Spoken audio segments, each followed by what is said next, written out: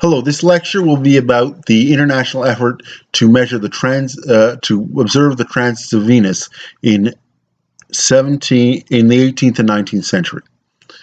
And so the transit of Venus refers to the passage of Venus in front of the sun, so transits across the sun. And these efforts were an attempt to measure the fundamental unit of distance in astronomy, which is the astronomical unit, or the average distance of the Earth to the sun. And this is the fundamental unit because it relates the so-called annual parallax to absolute distances like kilometers. And the annual parallax refers to the difference in angle of an object observed at two different locations, and from that parallax and the difference in angle and the distance between the two observation points, the distance of the object can be calculated. And so the annual parallax refers to because you are taking the position of, you are looking at the object at two different points in the Earth's annual motion, or different points on its orbit, and therefore that is why the astronomical unit is the key to relating that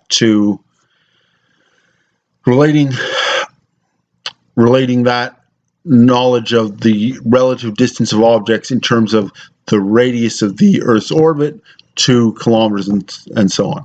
You have to know what those two are, as we'll see in these diagrams. And the astronomical unit can be stated in terms of the diurnal parallax, which is similar to the parallax witnessed due to the daily motion of the Earth as it rotates on its own axis.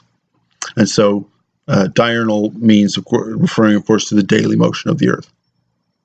So here we see how the annual parallax can be calculated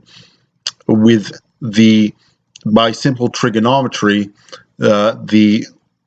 You have two triangles you have triangles with different angles and the same base, and therefore you can calculate the lengths of the various sides of triangles, and therefore the distance to distant objects. And similarly, the diurnal parallax allows the construction of a similar set of triangles, which similarly, by calculating the length of all the sides, you can calculate the distance to an object. So attempts to measure the diurnal parallax of the sun, or also called the solar parallax, go back at least to the ancient Greek astronomer Aristarchus of Samos, and he overestimated the size of the angle, and therefore underestimated the distance to the sun, putting it only 20 times the distance to the moon, which is about 1/20th of the real value. The value of solar parallax is measured in fractions of degrees, which are 1/60th of a degree is an arc minute, and 1/60th of an arc minute is an arc second. And the solar parallax is on the order of arc seconds. The telescopic observers in the late 19th century determined they could not measure the solar parallax directly, even with the telescope, and attempted to establish the distance to the sun by estimating the distance by finding the diurnal parallax of Mars and extrapolating from orbital theory about the relative sizes of the different planets' orbits, and therefore knowing the distance from Earth to Mars would allow you to estimate the distance again to the sun. This calculation yielded values for the solar parallax between 9 and 15 arc seconds, which amounts to about 50 million kilometers difference between 9 and 15 arc seconds. So, starting in 1678, Edmund Halley, famous for, of course, the comet that he identified, was unsatisfied with and skeptical of these results, and he advocated for a method to calculate the astronomical unit using the transit of Venus. And this would work because at different points on the Earth's surface, the transit of Venus would pass in front of different parts of the Sun's disk, and so the knowledge of how long the transit took at different locations on the Earth would therefore relate directly to the size of the Sun in absolute terms. And then from the relationship between the absolute size of the Sun and its apparent size in the sky on Earth, the distance between the Earth and the Sun could be estimated. And we can see how the transit of Venus implies the size of the Sun's disk in this diagram. And as we see, it's the length of time of the transit is another way of measuring the distance of the transit along the Sun. And as say, different points on the Earth, the Venus travels shorter or longer, travels in front of the Sun for a shorter or longer amount of time and over a shorter or longer distance of the Sun's disk.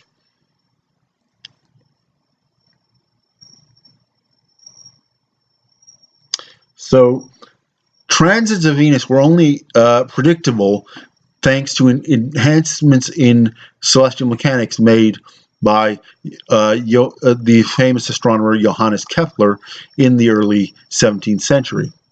Kepler predicted one in 1630, made a prediction in 1631 of an upcoming transit, and Jeremiah Horrocks and William Crabtree became the first people to observe a transit of Venus in 1639. Horrocks having predicted the event himself based on Kepler's theory. Transits of the Sun by Venus are very rare.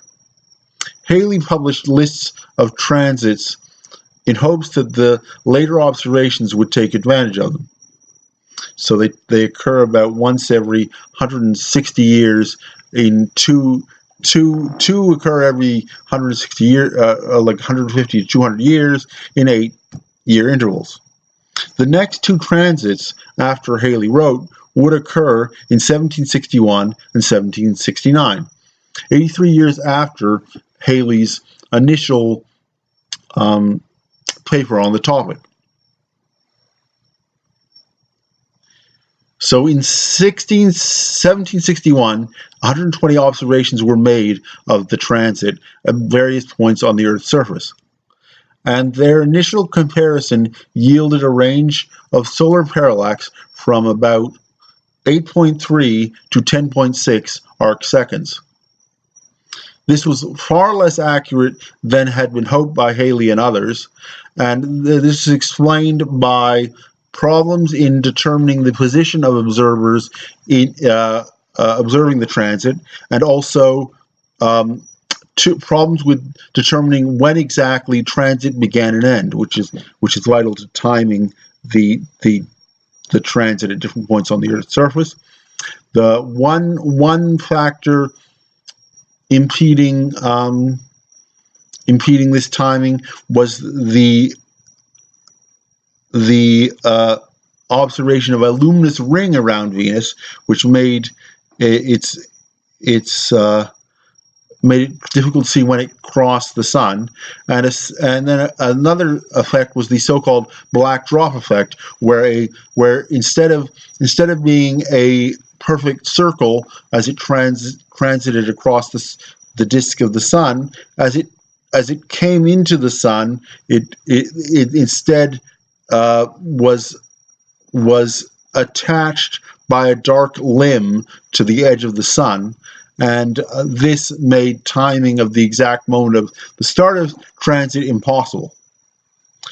So the disappointment, and here are two pictures, one from the 19th century and one from the most recent transit in one of the more recent transit in 2004. The most recent transit was 2012.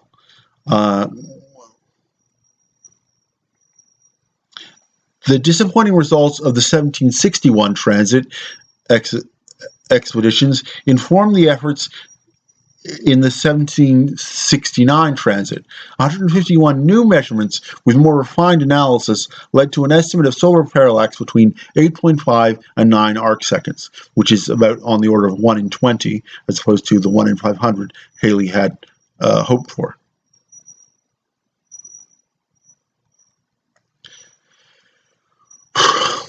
The next two transits occurred in 1874 and 1882. In the intervening centuries, the results of the transit were reanalyzed various times, and new indications of solar parallax from other methods such as gravitational theory and knowledge of the delay due to the speed of light of various bodies were used to estimate the solar parallax. And so there was a lot of new information and a lot of desire to try and get a more accurate solar parallax. So the exploration of the 19th century was also aided by technology such as the photoheliograph, which allowed a mechanical motor to keep a telescope locked on the sun, because the sun's motion is known, and therefore a mechanical motor can move it and keep the sun in center through the entire transit without intervention by the astronomer. And also, as suggested, the photoheliograph allowed photographs of the transit to be taken to record the events. So the 19th century observations of the transits yielded a range of values from about 8.76 to 8.88 arc seconds. While a significant improvement over 18th century results, about 1 in 100, it still left astronomers unsatisfied, and they pursued and through the 20th century, they pursued other methods to estimate the astronomical unit, including the measurement of the distance to asteroids that pass near the Earth, and therefore, as with the Mars, because the astronomical theory would allow, from the knowledge of the position of an object in orbit around the sun other than the Earth and the Earth, the distance between those two would allow the distance to the sun to be estimated by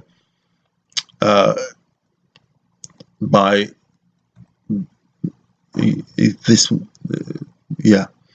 So almost 100 years later, in 1976, radar and space probes, such as those used by NASA, set the parallax at 8.794148 plus or minus 7 in the last digits.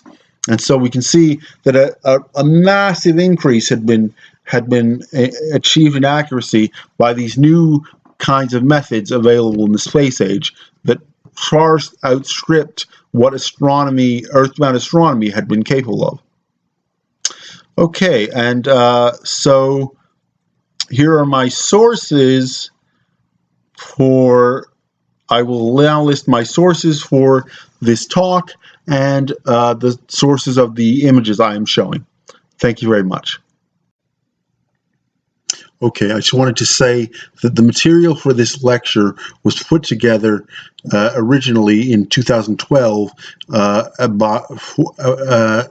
in order to provide information for an exhibit by the University of Toronto Scientific Instrument Collection on the transit of Venus, in honor of the 2012 transit of Venus in June of that year.